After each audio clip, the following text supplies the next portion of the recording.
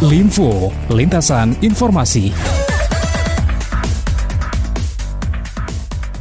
Capaian vaksinasi lansia Kota Padang masih sangat rendah. Hingga 3 Juli 2021, realisasi capaian vaksinasi untuk lansia baru 8,6% dari sasaran 73.000 orang.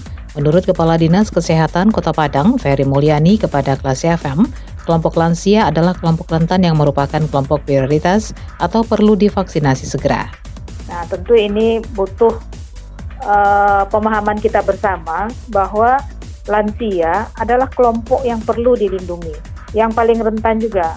Karena rata-rata lansia ini kan mempunyai penyakit penyerta ya, ada penyakit komorbidnya, apakah DM, hipertensi, penyakit jantung, atau penyakit-penyakit lainnya. Justru dengan penyakit tadi harus kita lindungi dengan vaksinasi. Ini yang perlu PR kita agar bagaimana lansia kita ini mau divaksin. Menariknya masih menurut Ferry Mulyani, para lansia sebenarnya ingin divaksin tetapi dilarang oleh anak atau anggota keluarga. Alasan pelarangan biasanya karena anak atau anggota keluarga menganggap mobilitas lansia tidak tinggi. Padahal si anak atau anggota keluarga yang masih tinggi mobilitasnya bisa saja membawa virus dan menjadi OTG.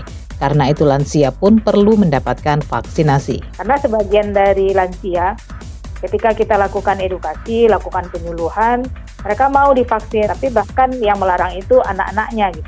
Ini berkaitan dengan pemahaman sebenarnya. Anaknya menganggap orang tuanya nggak kemana-mana. Gitu. Dia kan di rumah saja, paling kalau keluar ya nggak setiap hari, nggak seperti anaknya yang mobilitasnya tinggi. Tapi lupa, ketika anak-anaknya yang mobilitasnya tinggi keluar masuk, bisa saja terkonfirmasi positif COVID tapi tanpa gejala. Nah, ketika dia pulang ke rumah, yang berisiko itu adalah kelompok rentan tadi, termasuk orang tuanya. Nah, jadi ini yang perlu pemahaman kita bersama. Jadi tidak hanya orang yang mobilitasnya tinggi saja yang harus kita vaksin, justru orang tua. Karena orang tua itu walaupun dia tetap diam di rumah, anak ataupun siapa yang melihatnya kan keluar masuk untuk bertemu. Karena itu taat protokol kesehatan dengan memakai masker, rajin mencuci tangan, mengurangi mobilitas saja belum cukup untuk mengakhiri pandemik ini. Masyarakat termasuk kelompok rentan di dalamnya perlu mendapatkan suntikan vaksinasi.